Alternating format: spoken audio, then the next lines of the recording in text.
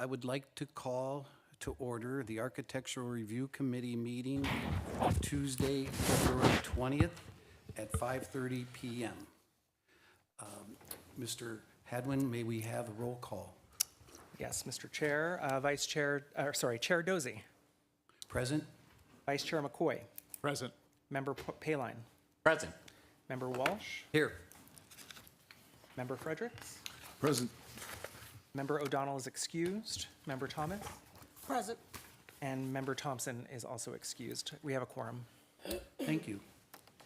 At this time, I would like to call for the reporting of the agenda posting. Mr. Chair, the agenda was available for public access at City Hall and online by 9 PM on Wednesday, February 14th, in accordance with our procedures and policies. Thank you. Do we have acceptance by the Architecture Review Committee of the agenda and the order that it has been presented?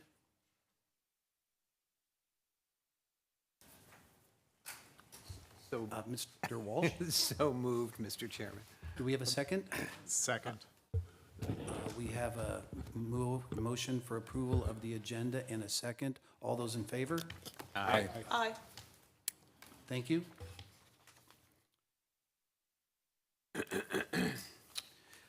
At this time, I would like to let the public know that there is time set aside for members of the public to address the Architectural Review Committee on the consent calendar and other agenda items and items of general interest within the subject matter and jurisdiction of the board.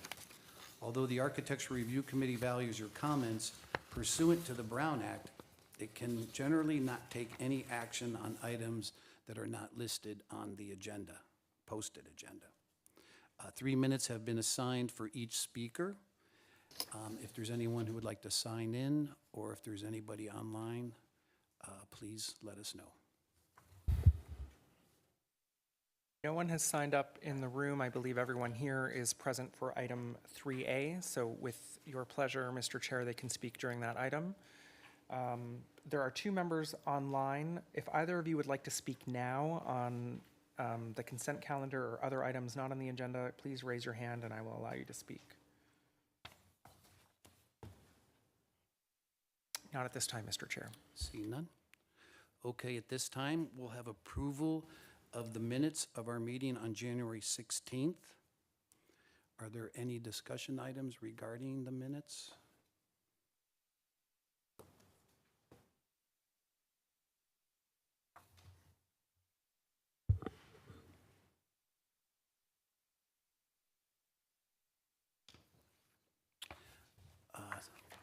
Seeing none, I will ask for a motion to approve the minutes of January 16th.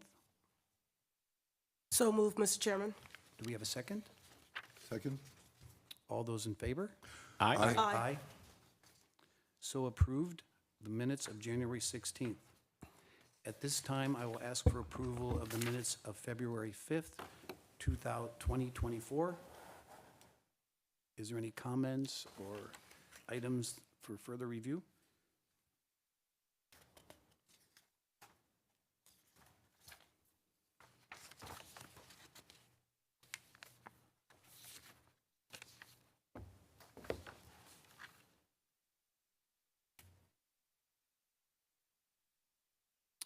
Seeing none, I will ask for a motion for approval of the minutes of February 5th. So moved. Do we have a second? Second. All those in favor? Aye. Aye. Thank you. At this time, the next item would be unfinished business, which we have none. And we will move forward to new business. Item 3A, a request by the Olson Trust to amend a previously approved final plan development plans for the retail commercial component of the Cody Place mixed-use development located at the northeast corner of South Palm Canyon Drive and East Mesquite Avenue, Zone PDD 314. could we have a presentation from staff? Yes, good evening, Mr. Chair and members of the ARC. So I just want to give you a very brief background of this project before I go into the slides and before calling on the architect to make a presentation of the architecture itself. So as you all know, the Cody Place is a mixed-use plan development district, which was approved by the City Council in 2005. And since then has gone through 4 different amendments. So when it was approved in 2005, that approval and entitlement was followed by a period of recession, and so the construction did not commence on time. But then there have been changes on many occasions. The last developer to acquire the Cody Place when it was known as the Cameron was the Toll Brothers. So the Toll Brothers developed the 80-unit residential component of the mixed-use development. However, the commercial development was not developed by them. They do not develop commercial or retail places. So that portion of it was acquired by the Olsen Trust.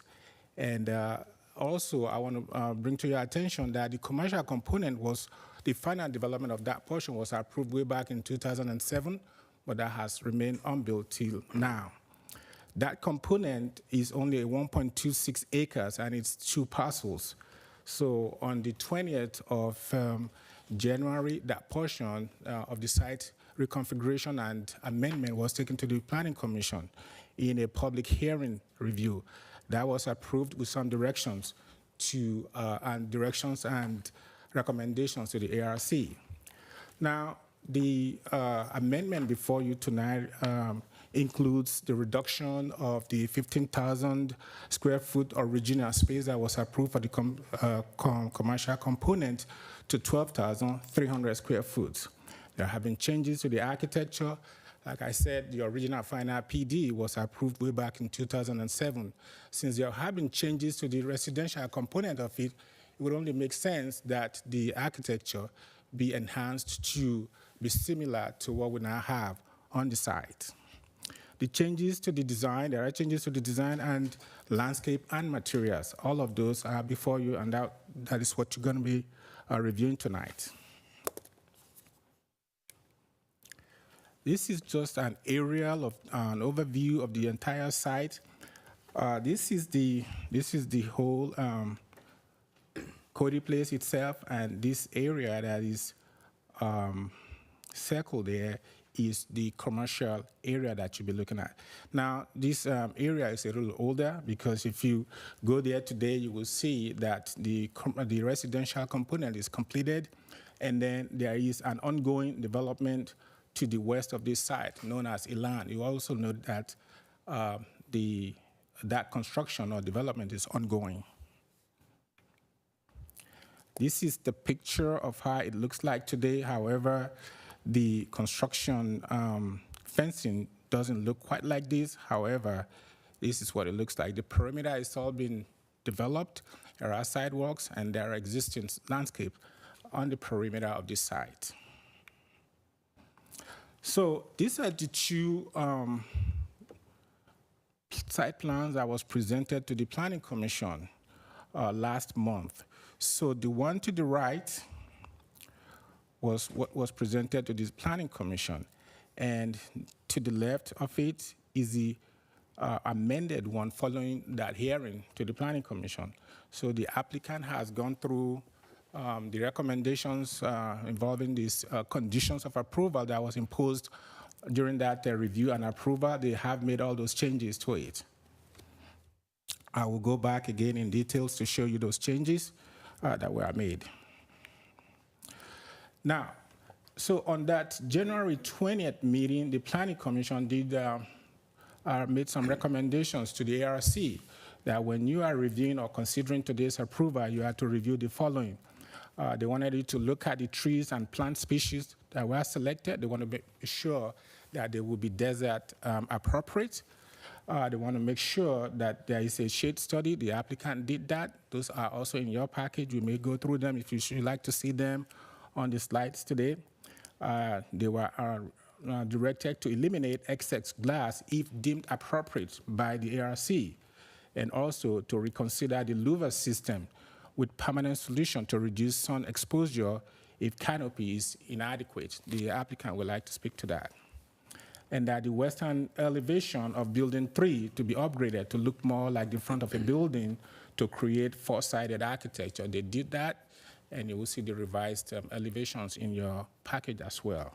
And finally, that you should review the design and ground plane materials of the outdoor flex plaza, currently showing 9 parking spaces. I will talk a little bit more about that as we go on. And then there are some specific conditions that the Planning Commission also imposed on the project as part of their review and approval on January 20th.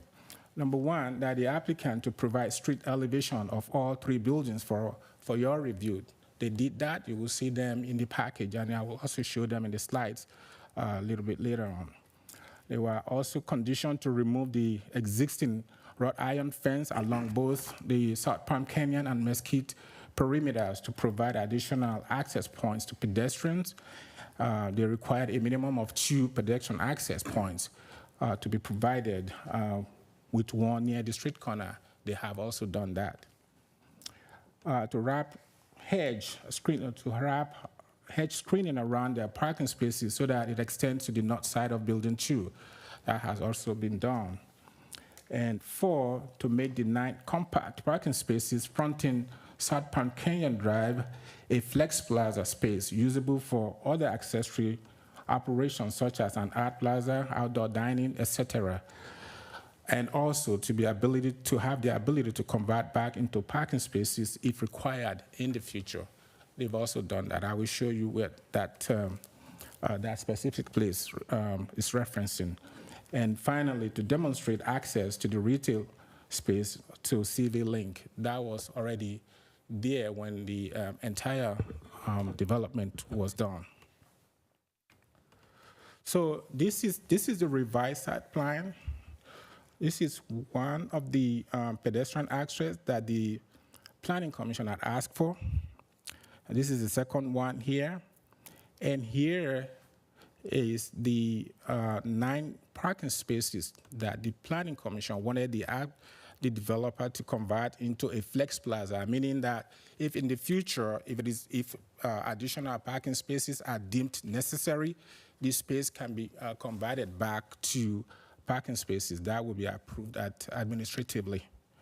And this is the building 3, where the Planning Commissioners wanted the applicant to enhance the front elevation to look more like the rest of the building. That has also been done. So those are the key areas of the conditions of approval that the Planning Commission had imposed on the project. Those were reviewed at staff level, and we determined that they have met all those conditions.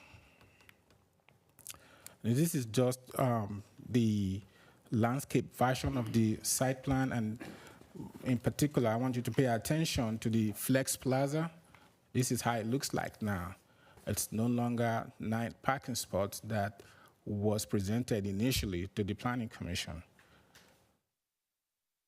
And the hedges that they talked about to be wrapped around building 2, this is the area in question. Here it is here. So now going to the architecture itself. So as you can see on the site plan, there are 3 buildings designated as building 1, 2, and 3. So as we go through the architecture itself, I will be referring to building 1 and 2 as we go on. So these are just the floor plans and the roof plan for building 1. And here to the left would be the original final PD that was approved in 2007, but were never built. And to the left are the revised elevation, replacing the one to the right. So I have the front elevation, the rear, the north, and then the south elevations. These are all in the packages before you. And here are the floor plans for Building 2, the floor plan to the left, and then the roof plan to the right. Next are the existing final PDD plans that were approved in 2007 to the right, and the newer one to my left. Again, this shows and have all the four sections or four sides of the elevation. This is the Building 3, the floor plan, and again, the roof plan. And here are the elevations. The set approved in 2007 and the newer one approved in, or that's before you tonight.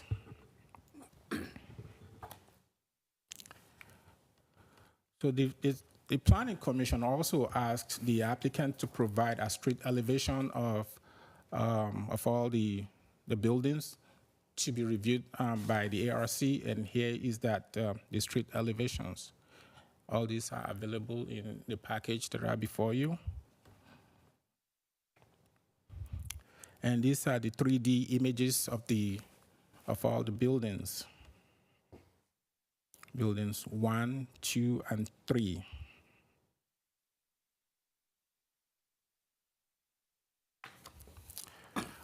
These are the building materials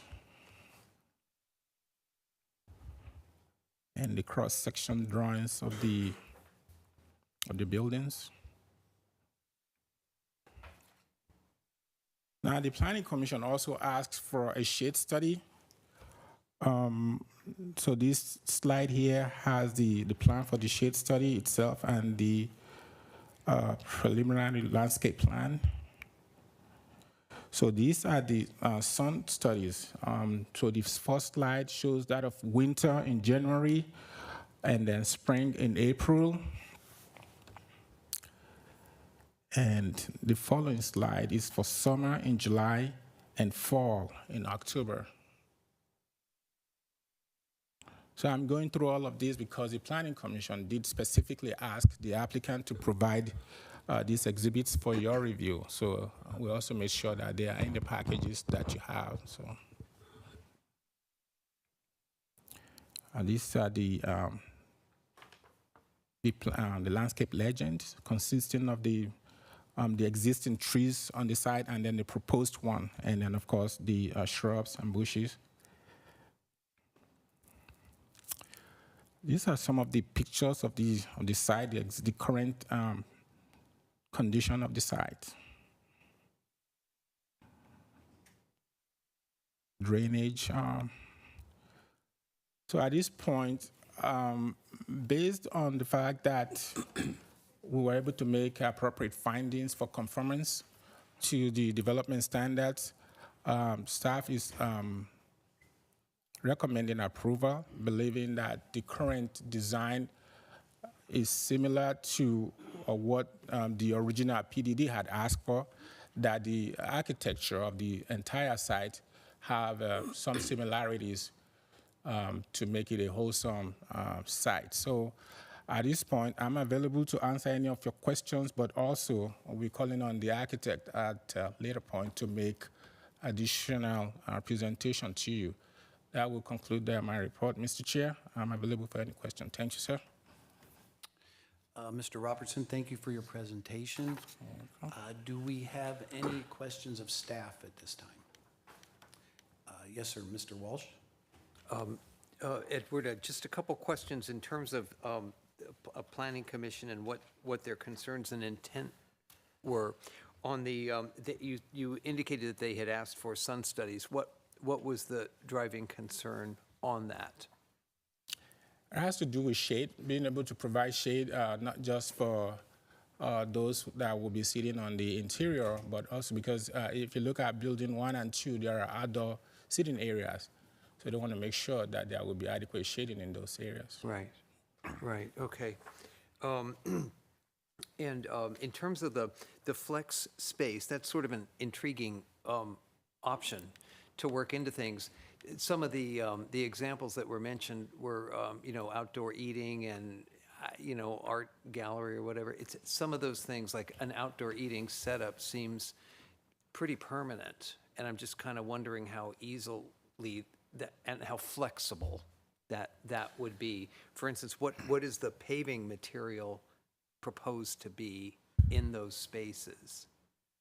First of all, I'm guessing now that the Planning Commission just felt that that space, that the 9 parking spaces there were not really necessary. Okay. The site appeared to have been overpacked, but then staff made it known to them that because it is possible in the future that Building 3 could become a restaurant, and at that point there would be the need for additional parking spaces. Therefore, that would be necessary. And so they agreed with staff that if that becomes the case in the future, that flex area could be reverted back to a parking area. However, as it is now, it is decorative paving with planting area that will make sure that will not accommodate or be used for parking as it is now. Yes, it sounds as though once the lease up process gets going, these things will kind of flush out. It seems. It is possible. Oh, okay. The It's just- applicant is aware that should that happen, they will come back to the planning department for the appropriate I see. review process, yes. Okay. Right. I don't think the intention was that it be flexible on any given day, but rather for the use that's in the Exactly. building. Yeah, okay, then I get it. All right, thank you. Is there any other questions Yeah, well, from the committee? As I'm reading it, though, it looks like we're massively under parked. Because it's 42 spaces shy, according to the calculation, unless I'm misreading. No, actually, it is overpacked. Because it says total required parking, 141 stalls. On Total that- provided, 99. Yes, if we were to go strictly by what the code says, what the code requires, yeah, that would have been what is required. However, they actually had 99 parking spaces. Okay. No, but I think, Edward, there's nuance to that that I think you should speak to in terms of how the parking is calculated for uses. Yes, so if we are to go based on the square footage, which requires at 300, a ratio of 300 to, for every 300 square foot, you require one parking space. Yeah, that will only require them to provide 42 parking spaces. Okay. Which is permitted under the code. Yeah, which is what the code 9306 of our code requires. Okay. I think the point that we were trying to make is Building 3 is not programmed as a restaurant specifically in terms of how we're calculating parking.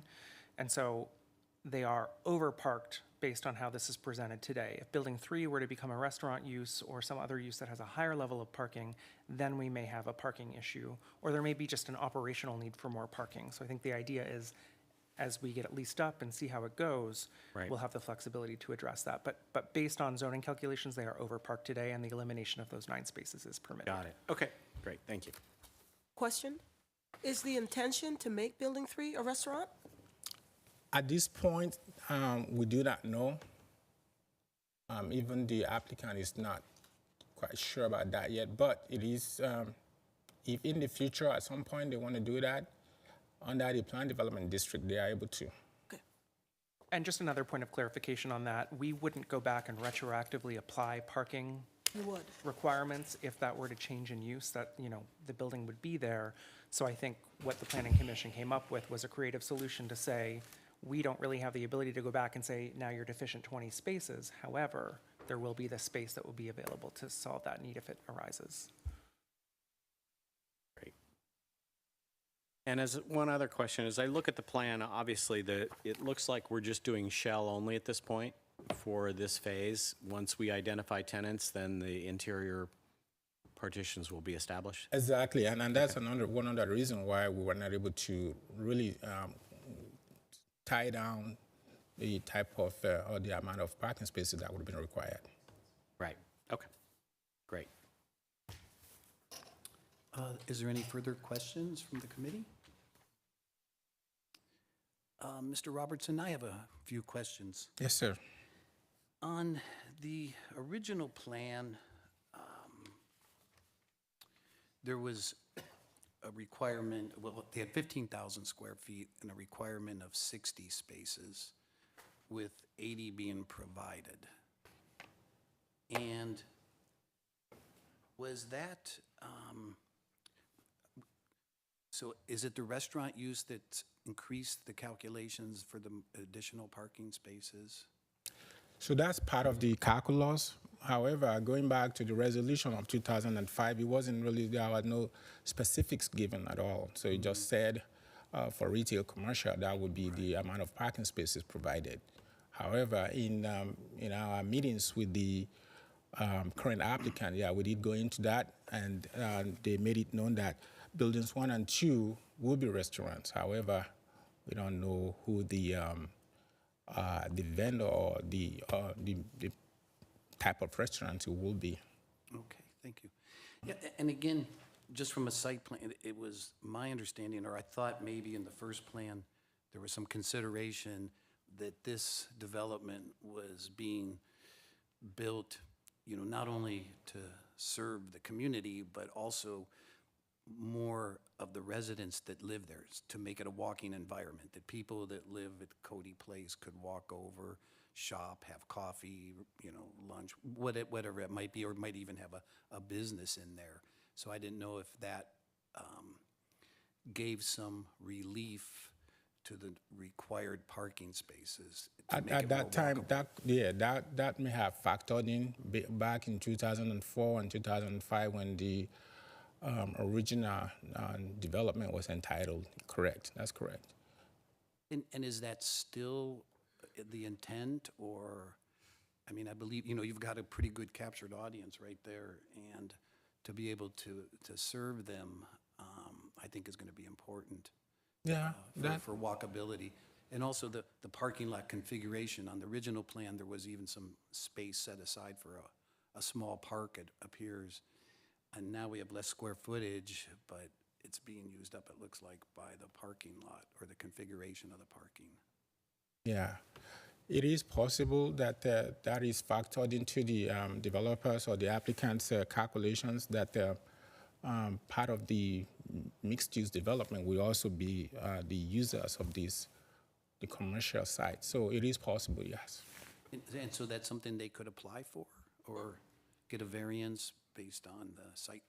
So, no, I mean, I just want to be clear that the parking as presented complies with the zoning code. So we have not factored in walkability or any of those things. I think you're right. I think operationally, those economies will be realized. But the parking as presented does comply and was approved by the Planning Commission. As being treated as like a separate parcel completely? Correct. Devoid of that, okay. I think that, I had one other question. Is there a crosswalk there, a marked crosswalk at Mesquite and Palm Canyon? To cross Palm Canyon? Like Yeah, across Palm crosswalk. I Canyon? mean, it's a, Yeah, I would defer that. I'll have the engineer. Let me say, I believe I know there's a signal there. Yeah, is there one like that? Good afternoon. There should be a crosswalk there. It's a fully signalized intersection, so I believe that there's one there already.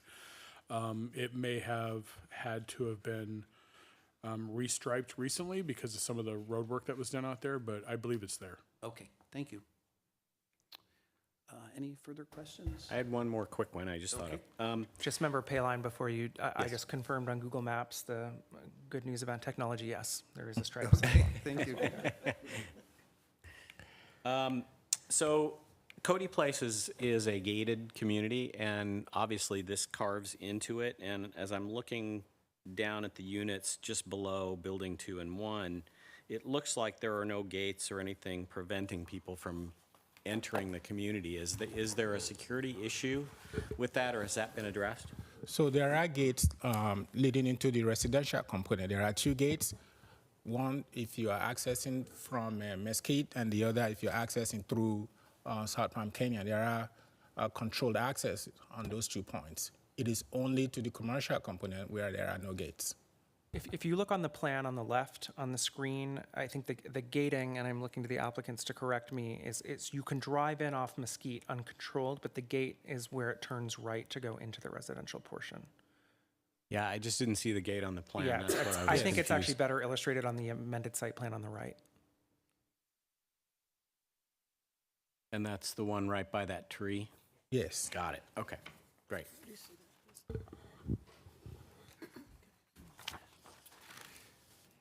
Further questions Gotcha. of staff?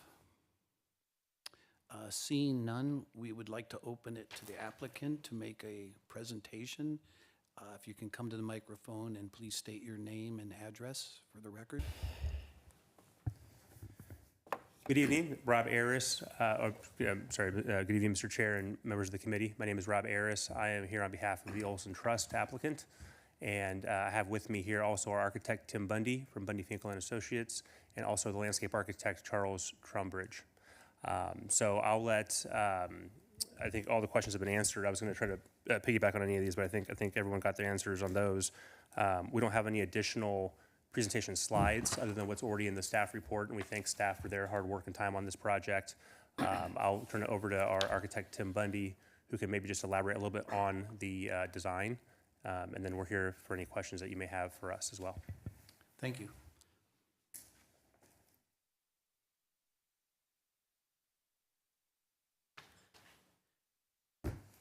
Good evening, Mr. Chair and committee.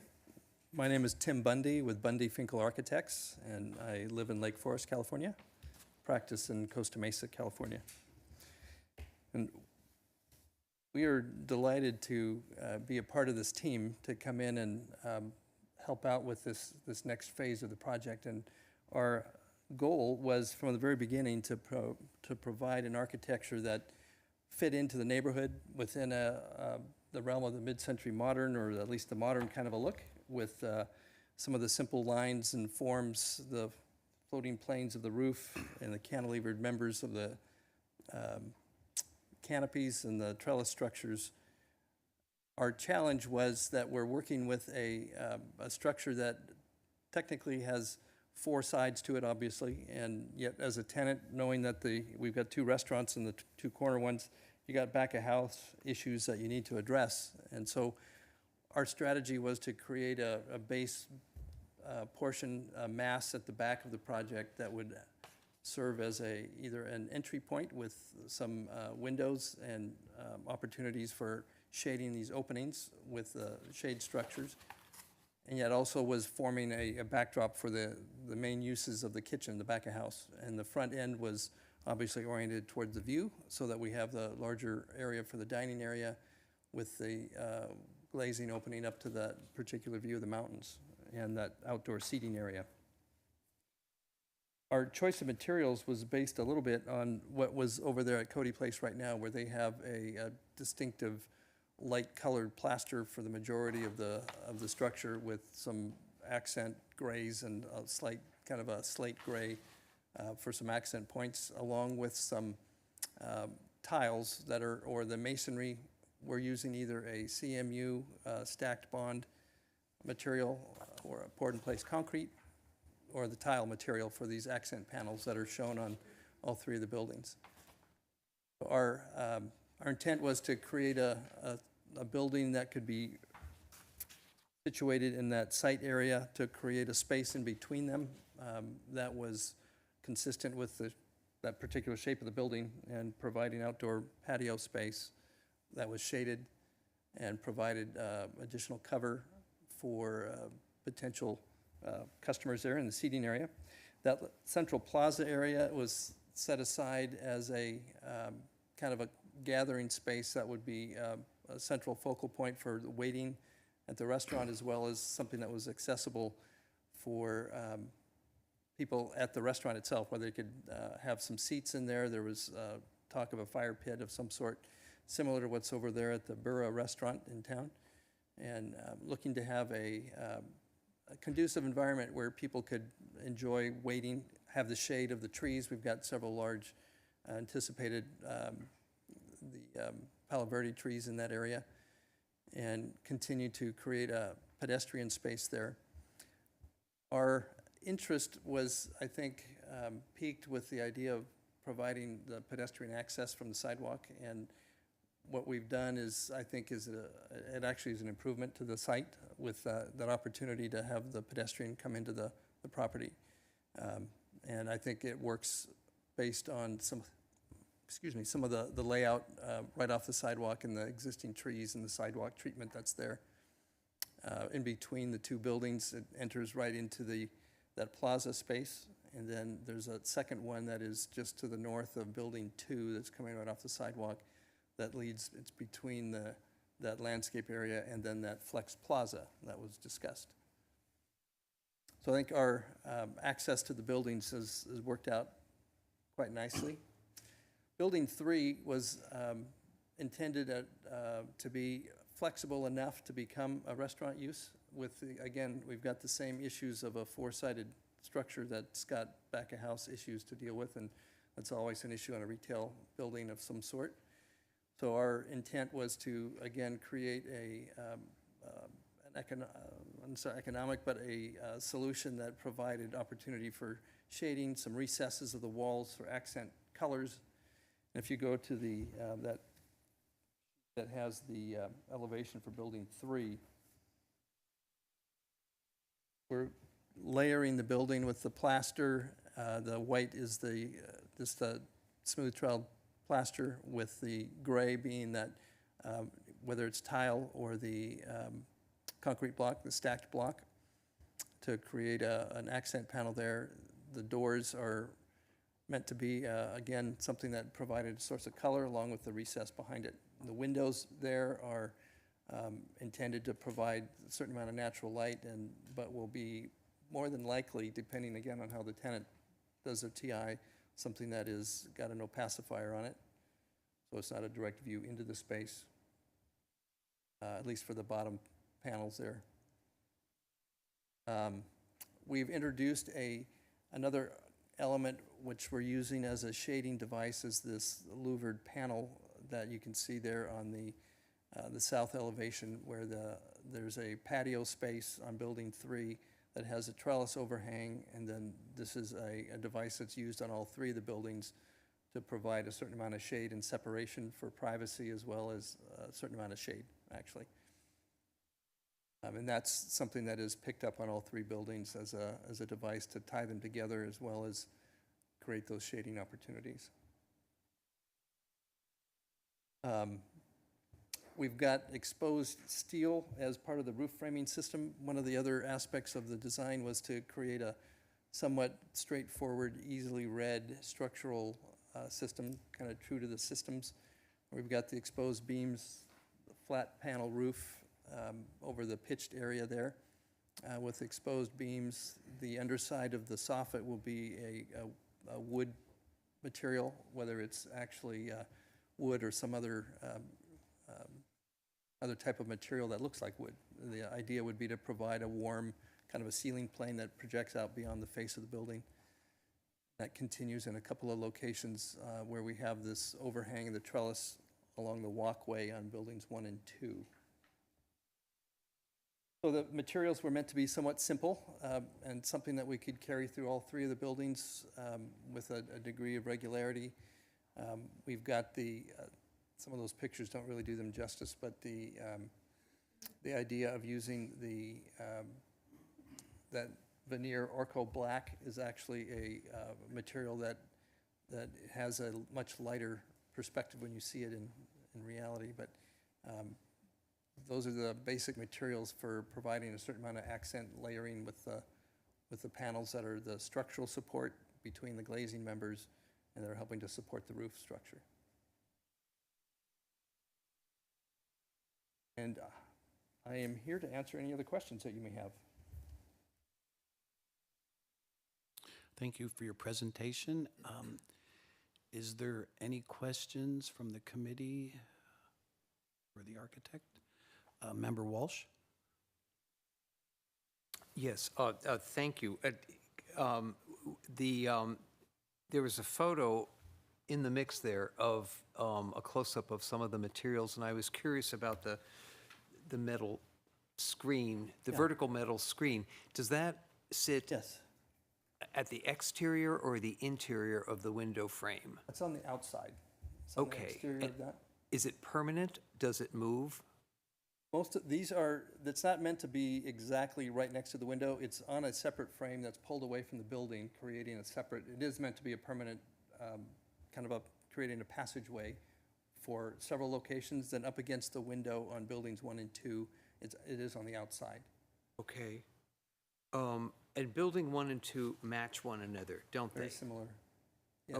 Oh, okay. Are there any differences, or you just basically kind of rotated it? They're rotated and mirrored. Essentially, Okay. the entrance is off of the north side on building 1, and it's off on the south side on building 2, but it's a Okay. very similar shape, basic same structure. When I look at building 3 from the south, the perspective that you have there, that trellis, Yes, that is composed of steel tube, yes? yes. Okay, there's no wood in any It's of got your- this, the screen is out in front of it. There's the trellis up above that has the structural members out of steel, and then there's a screen that sits in front of that. You go to, if we could please, 4.1. Can that come up?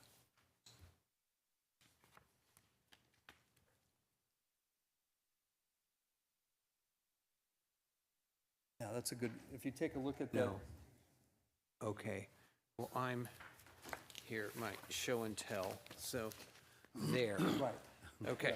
So when I look at that, all right, that's some pretty hefty steel tube, and that seems to sit, it floats away from the building, doesn't it? Correct. It does. Okay. Yeah, there. Plan, it's helping to define the patio, the seating area there. from the Yes. Parking, and still provide a walkway between the parking, this kind of edge of the patio. Right. And then to get around to the front entry of the building there. And the seating there is on the west. It's actually that is the south, it's to the north of where the trellis is. It's on the south of the building.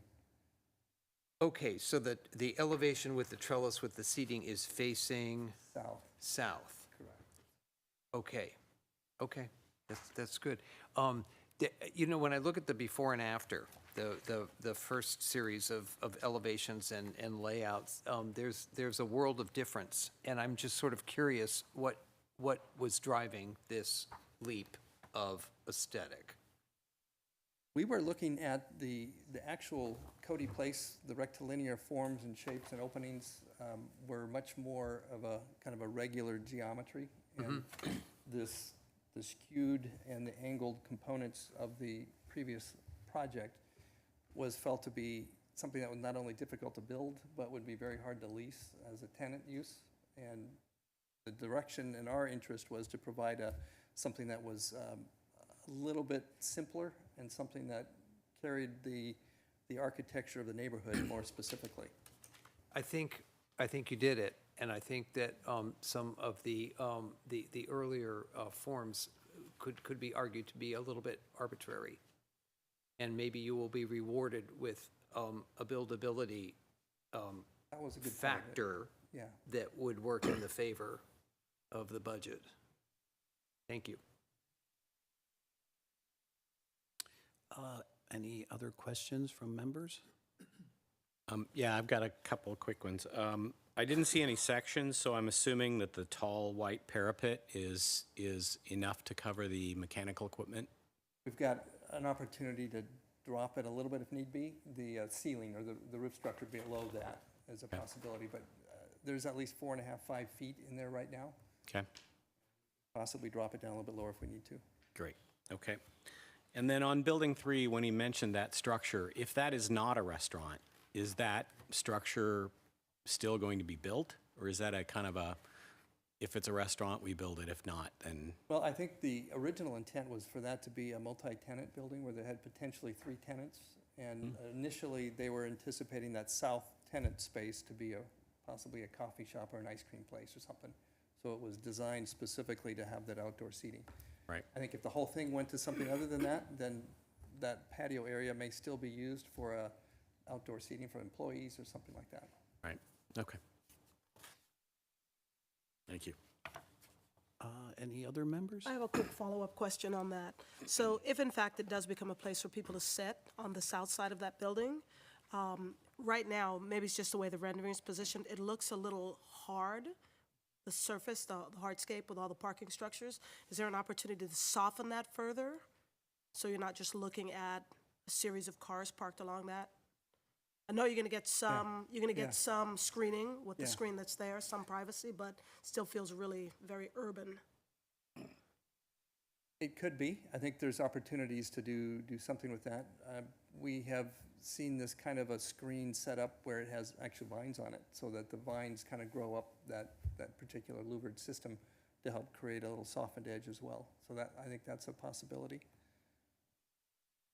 Then there's obviously always the opportunity to put in some sort of planters or something like that to help from that Exactly. standpoint. And that may again be driven by the tenant mix, so who actually ends up taking the space.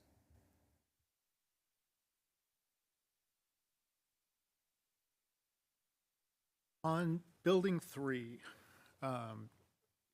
with the facade on Palm Canyon, what's the overall height of the building? And how much of that height is parapet? It's a similar parapet condition as we have on the other ones, as far as the type of space we have for equipment.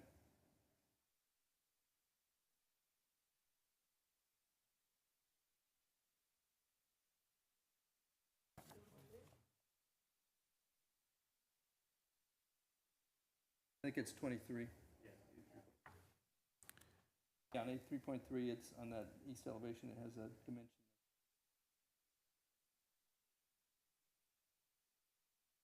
North elevation it shows. Yeah, there's not a lot of setback from the street on that one, which is why my question of how much of that is parapet and interior ceiling height and parapet and what? I think this is again with the notion of when we get the tenant mix, there's going to be a certain height issue that we need to deal with for the back of house for if it's a restaurant use for one. But I think the parapet itself is, we're going to have close to the 5 or 6 feet potentially for that clearance between the parapet and the roof structure down below. Okay. All right, thank you. Thank you. Any further questions?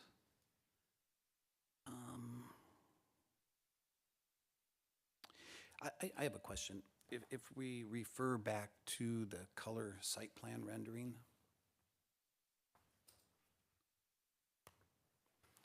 and also the site plan, so the areas we see designated between Building 1 and Building 2, coming from the parking lot in the darker beige, that's all hardscape, correct?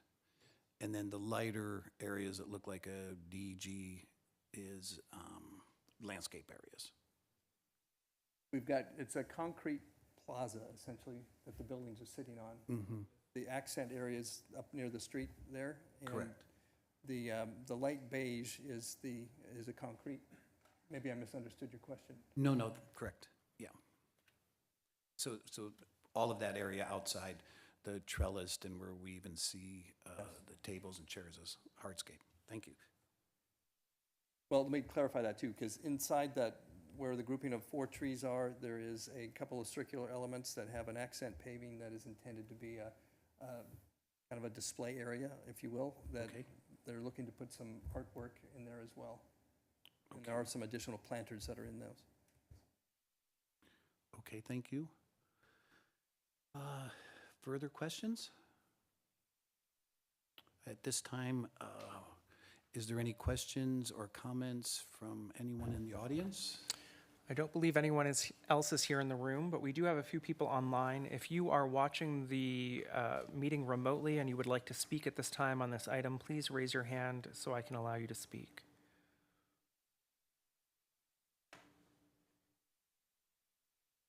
I do not believe we have any speakers, Mr. Chair. Thank you.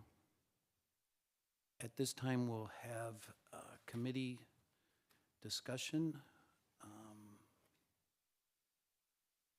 or any additional questions of staff.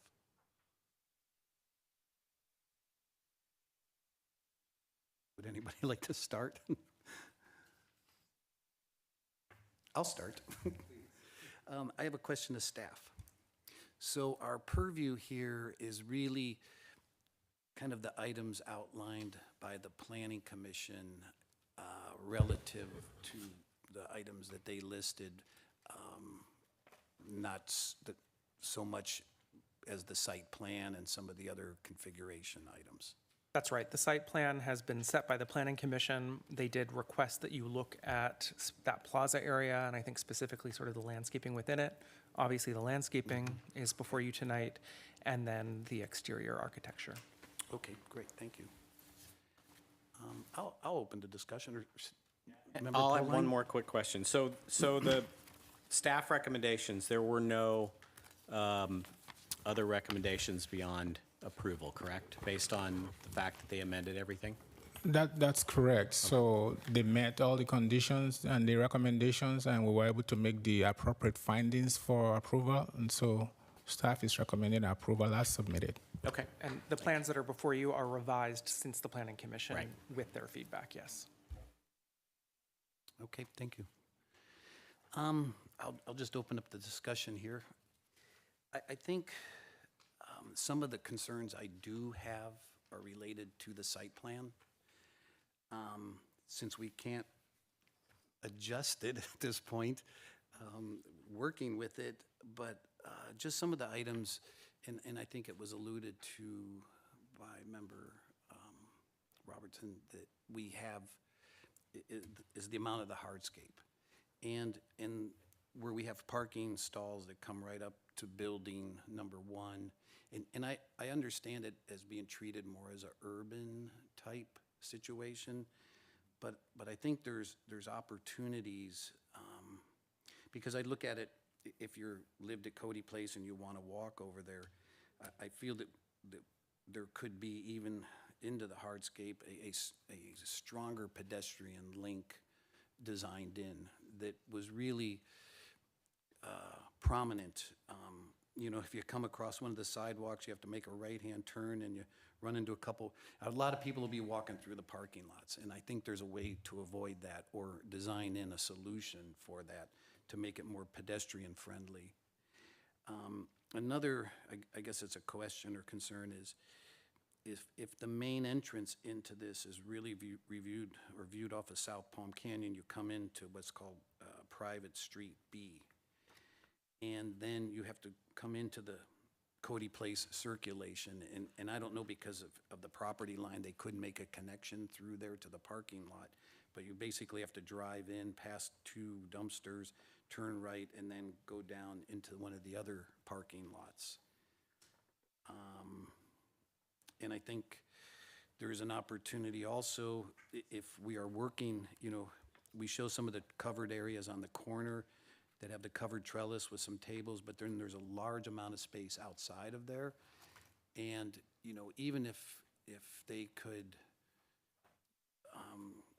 you know, that's kind of a free-form element. Maybe that free-form hardscape could come around the south side of Building 1, so it's not just a straight walkway through there, or if they're trying to get people just to go through the other main plaza, but start to pop in some trees, whether they're palm trees or other type of trees, into the hardscape. You know, it doesn't have to be a large planter, but it could start to create more of a grove or something for these buildings to sit in, more of a urban or comfortable, walkable plaza, you know, during the summer months.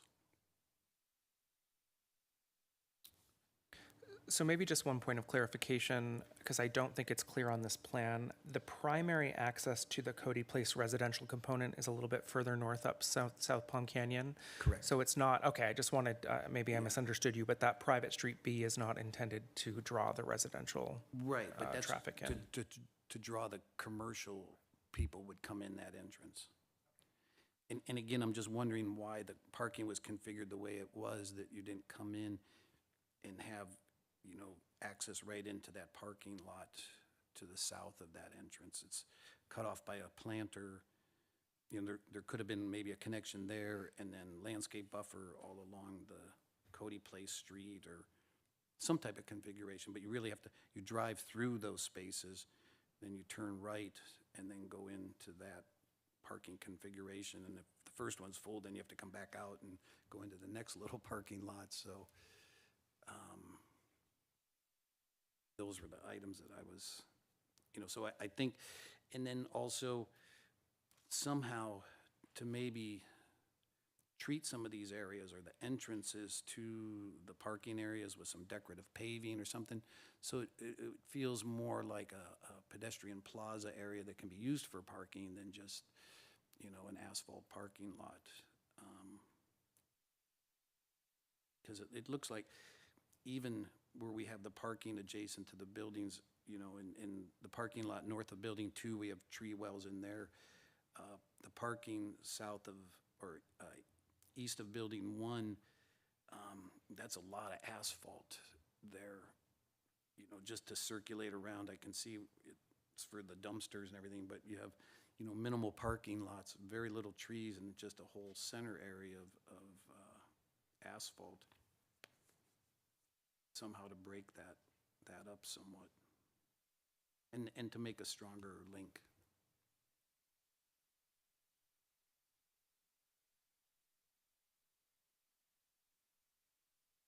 Any further comments on the architecture or?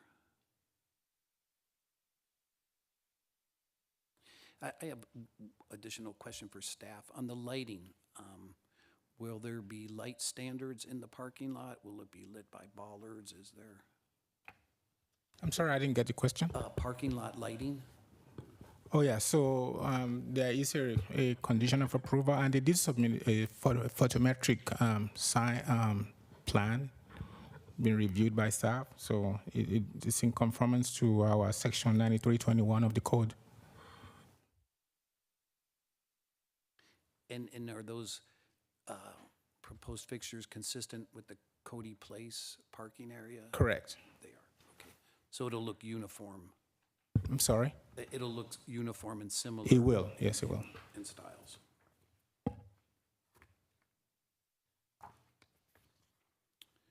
Follow up on that question. We've got residential adjacent to this. Has there been any thought given to lights going down to a 50% or Yeah, lower level upon, when the retail closes? there are specific requirements for those, and the cost sheet provided indicates that they are compliant and they are in conformance with the requirements. What is that timing? I'm sorry? Do you know the timing up? What time they will, No, I don't have that Quantity information with me, reduces. but I can send those to you later on, so I don't have that with me here. okay. I think one potential way, Vice Chair, of, addressing that is potentially if you'd like to add a condition of approval that we work with them on a solution to that, we're happy to do that. So as I look at the street elevations on A 4.5, the southern buildings feel great, and that absolutely is going to be the most attractive corner of that intersection. As we travel north, it just, the landscape falls off, things diminish, and then we get to Building 3, and there's very little landscaping. We've got the existing street tree plantings that are really giving the only relief to this facade. If it does become a back of house, you mentioned these windows will be diminished in their presence on the building. I know everything's in proportion, but that just feels very large and uninviting along the street. Maybe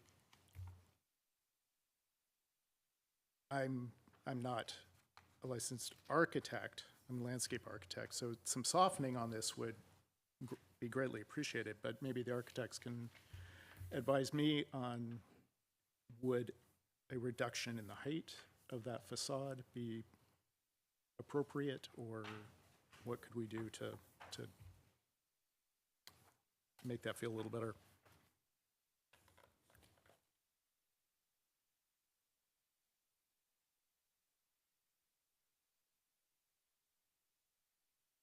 Or if you think it's fine, that's, I have no comments yet.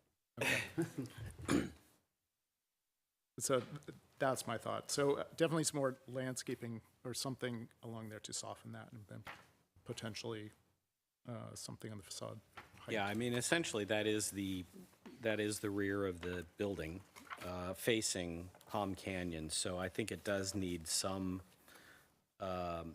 softening on that facade for sure. And that, could certainly be accomplished with additional landscaping. I know we don't have a lot of space for it, but it looked like there was a planner available to do that.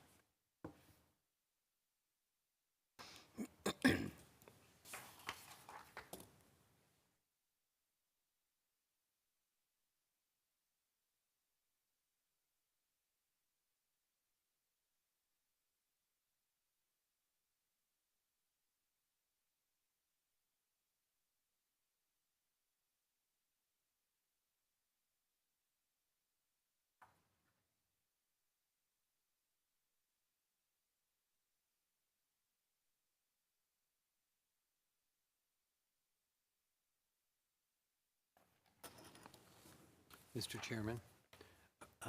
Member Walsh? Just a couple comments. I think the architectural package has improved significantly. The real challenge of this site is that of the site plan. I think you're trying to squeeze a tremendous amount out of a relatively small piece here with penetrations coming in from all sides. So, I think if there were a weakness that we are seeing, I think that's where you're hearing it come up. I would certainly support, Chairman Dosey, some of the comments that you made in terms of increasing the landscaping in key areas. I think the circulation certainly deserves a relook at. I realize that there are multiple ways of getting this parking layout count to work. So there just might be some other options that would help this function a lot better from a site planning standpoint. Mr. Chair, if I might, so the site plan has been approved by the Planning Commission, so really that is not within the purview of the ARC tonight to look at the circulation or the parking lot layout. If we want to look at the landscaping around it, I think that's squarely within what you're looking at, but in terms of looking at orienting the circulation or that sort of private street B and that access, that's not before you tonight. Well, there you go. Just want to be clear on where we are. Never assume the question. And Mr. Chair, if I could just add one clarification, because I think there's been some conversation, and I thought. Could you please state your name again for the? Absolutely. Robert Aris, on behalf of Olson Trust. Thank you, sir. So I guess a couple of quick points. One, I wanted to just point out that when looking at sheet A4 point, where did it just go on my 4.1? So those 3D perspectives were really shown to show the buildings, and the entirety of the landscape layers are turned off. So if I would encourage you to look at the plan view, because you can see the lush landscape on the plan view, but the 3D perspectives were really wanting to, if we put the landscape layers on there, then you wouldn't be able to see all the materials of the building, right? So it's a double-edged sword. So because if you look at the images on A4.1 and you kind of go, yeah, I think that was also a comment that was made earlier, even on building 3 on the south elevation. Some of those trees aren't even shown in the 3D image, although they're shown on the plan view. So I wanted just to clarify that, if that helps at all. And then secondly, I know it's not, I guess, if I heard correctly, I don't want to misstate, maybe it's not in discussion for tonight, but just to clarify, because we have had lots of interaction and meetings with the Cody Place residents, as well as other surrounding HOA neighborhoods. And ironically, the Planning Commission was focused on adding pedestrian access from the street frontage into the project versus the internal circulation. But there is a continuous sidewalk on the east side of the private drive that goes all the way through the property. And then through that private drive, we already mentioned how there is the vehicular fenced control gate off that first drive off Mesquite.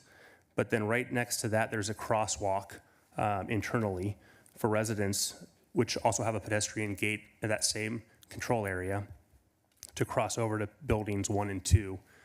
Then there's a second crosswalk also coordinated with where another pedestrian gate, not vehicular, but pedestrian gate access is into the center of the Cody Place community.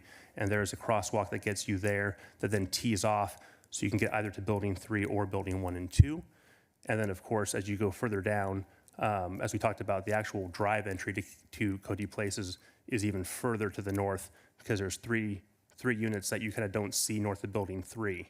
And we did not touch the vehicular access points. So I just wanted to make those clarifications if that helps at all. So thank you. Thank you. I have a question for staff. Was it stated that it is overparked, or they're just at the minimum at this point? So, based on the current use proposed, yes, it was. The Planning Commission determined that it was overpacked. Again, and that's because Building 3 in particular, the use there is to be decided, you know. So for Building 1 and 2, we are certain of what those are, but Building 3, we're not sure. And the reason I bring it up, if you look at the first crosswalk coming from Cody Place, down near Buildings 1 and 2, which is kind of the main plaza area, there's 2 spaces that the walk, and if those 2 spaces were eliminated, they could make a stronger link, you know, going towards Building 2 and the central plaza. But Mr. Chair, please also bear in mind that from my calculations, 9 spaces have been eliminated already. For the flex space. Correct. Maybe we could put 2 back.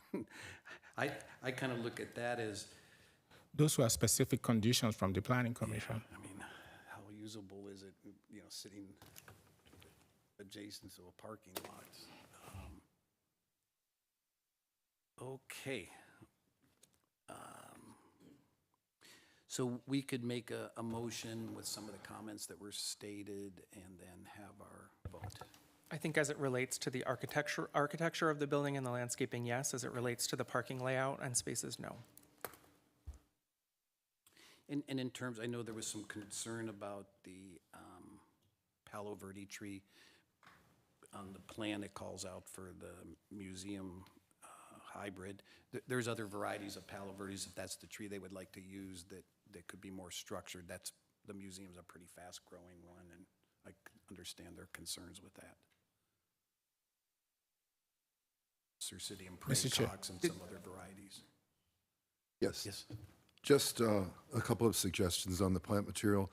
I know that there was at some point a suggestion that along Cameron Center, the Chilean mesquite trees, there might be more variety in types of trees. So I was going to just suggest there's another variety of mesquite called Phoenix. It's a hybrid of honey mesquite. It might be worth checking out.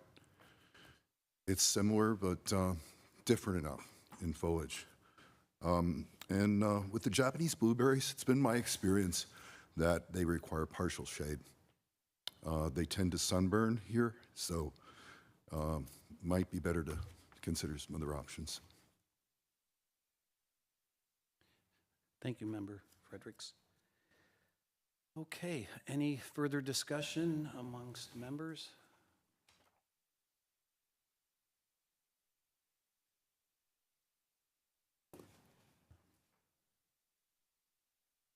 Would anyone entertain making a motion?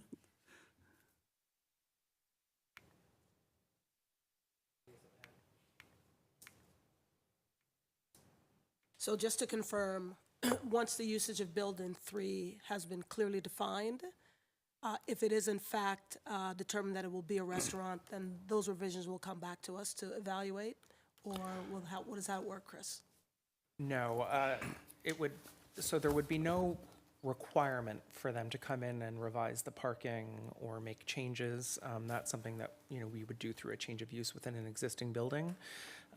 So I think it would be, you know, let's say that they converted it to a restaurant and they found they were having parking issues and they wanted those 9 parking spaces back, we would probably look at that administratively at the staff level. So if we wanted to make a motion and request that they address some additional shading or softening in that area around the south end of Building 3, we would want to make that as part of our motion.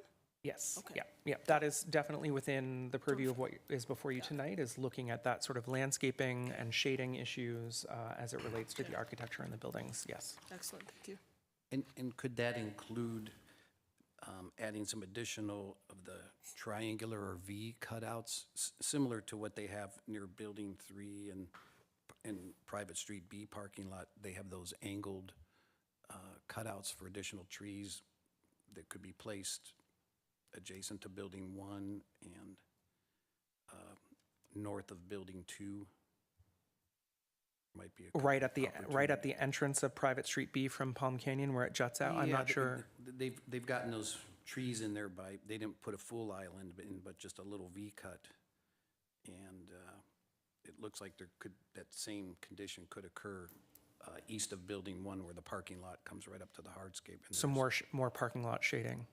Yes. Yeah, Well, abso- it'll start to just create a whole different atmosphere. Absolutely. I would request that it be done to staff approval, but I mean, obviously that I Okay. defer to you all. Thank you. Okay, then we have a motion.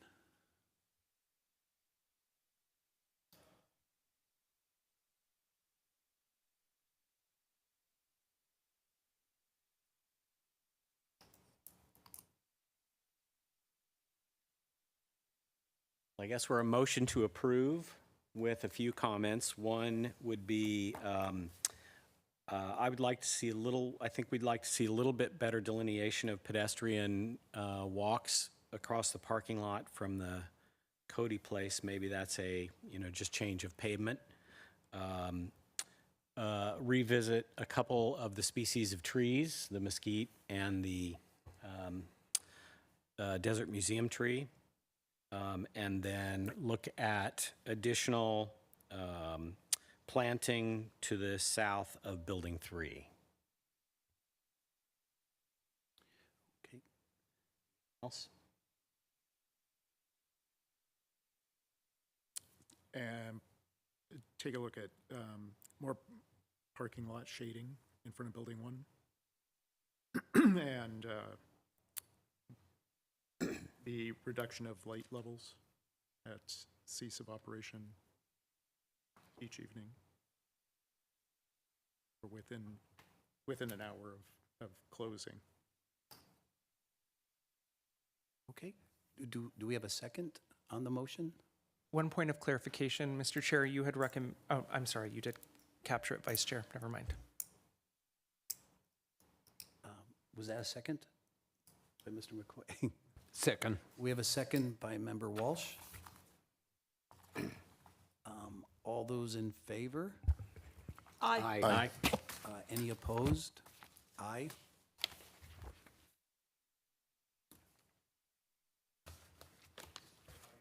Yes, I'm opposing.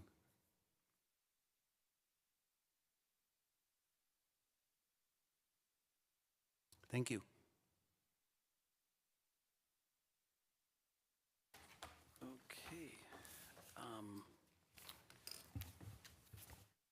Do we have any reports from the Planning Commission, requests and comments?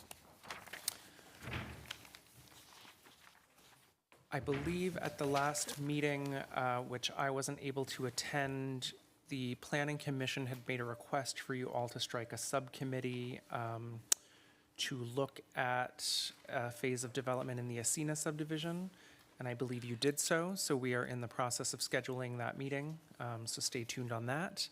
And the other update I wanted to let you know about is, it's been a long time coming, but we've been talking about doing a comprehensive update to our zoning code for quite some time. It was premised on getting through our general plan update, which we're not quite done yet, but we're looking at the finish line. I think we had previously updated you all that we finally received HCD state approval of our housing element. So that is very good news. That went through several iterations with them, many years. And so we're very pleased that that's happened. We now need to wrap up the other portions of the limited general plan update. We expect to do that the first half of this year, so certainly before the summer break is our goal, and that is circulation, land use, and safety. So we will have those done shortly after a few more public meetings. In any event, that has allowed us to move forward with the zoning code update. So City Council at their last meeting did approve a contract with a group called Code Studio. I'm not sure if anyone's familiar with their work. We're pretty excited. They are in the process of doing LA's zoning code. They're based out of Austin with an office in Los Angeles, and they do work across the country. I think what made us most excited about their work is their use of visual materials to help explain complex zoning code stuff. That is not always easily digestible by the community, right? And so they've done a lot of really good work on that. And I think right now, when you look at our zoning code, it's just a lot of words on a page, and that leads to a lot of confusion with folks. So we're really excited to make it more visual and more accessible to the general public. So that process is going to get underway. We have built into that process an opportunity for a study session with the Planning Commission. I would certainly invite all of you to attend that as well. And the idea there is just to kind of get feedback from our practitioners and our decision makers on sort of where our gaps and challenges and opportunities are with the code. So that will likely happen in the next couple of months. We have some background work to do first, but we'll certainly keep you plugged into that process along the way. And you certainly don't have to wait. If you have ideas now, please send them my way. And I'm starting to compile a long laundry list for our consultants as we look at completely overhauling and revamping that code. So we're really excited about that and look to you all as experts to help us do that. So those are my big updates. Thank you. Do we have any comments from the committee or discussion items? I would just like to ask if there's a way we could get an update on some of the bigger projects that we've reviewed that seem to be nothing happening. Sure. The condo beside the Kimpton, the new, unit that's going in next to Copley's. There's some big projects that we've reviewed over the last several years that Just go away. Yes. who knows if they're going forward or not. People ask me, "Oh, I thought you approved that." I'm like, no idea. We see a lot of that. So absolutely. Let me put together a list and come to the next meeting with it so I don't sort of That'd be great. misspeak or misstate anything. But yeah, Yeah. absolutely happy to keep you guys. I in mean, the loop. residential stuff we don't need to see that, but Okay, the certainly the big projects would be We could nice. call it whatever happened to. Yeah, Absolutely. exactly. And I would like to make a comment, and it even pertains to my no vote on this project, but, and this would be to the Planning Commission, that a lot of the projects, I think we see some opportunities in site planning that could be further reviewed, and I feel like our hands are somewhat tied here when we can see some obvious things that would improve a plan and something to improve for the city, that we cannot discuss it or make a motion or vote on it. And I don't know how that works, but,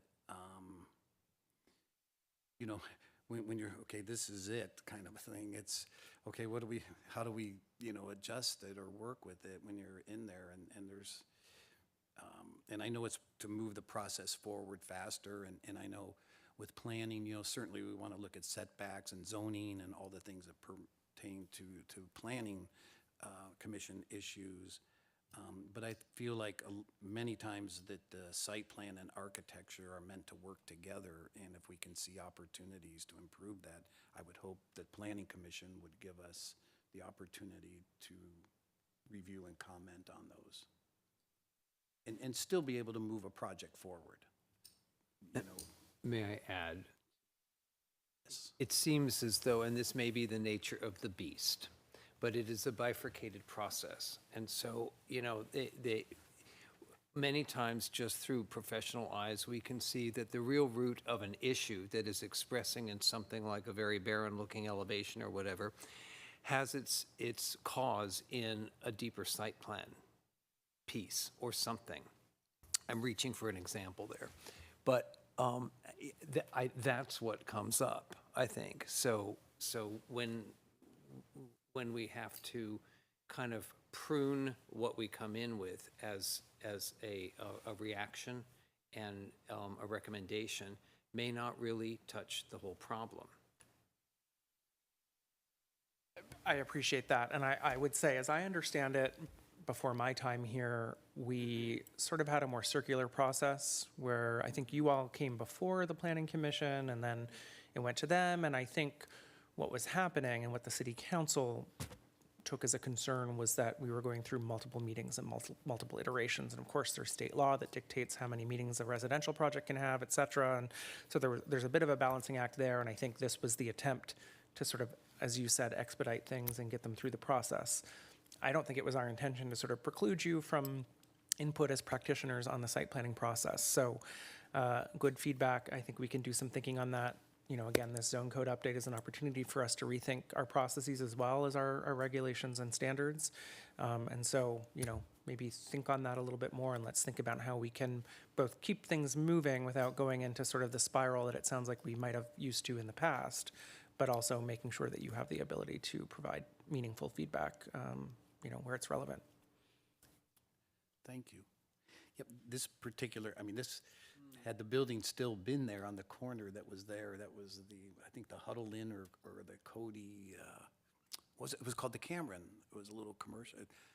It would have been on the tour this week for sure, had it been preserved, and unfortunately, but I just think that there were some missed opportunities here. And all right, with that, I guess we will call for adjournment of the Architectural Review Committee meeting of February 20th, and the time now is 6:52. Thank you.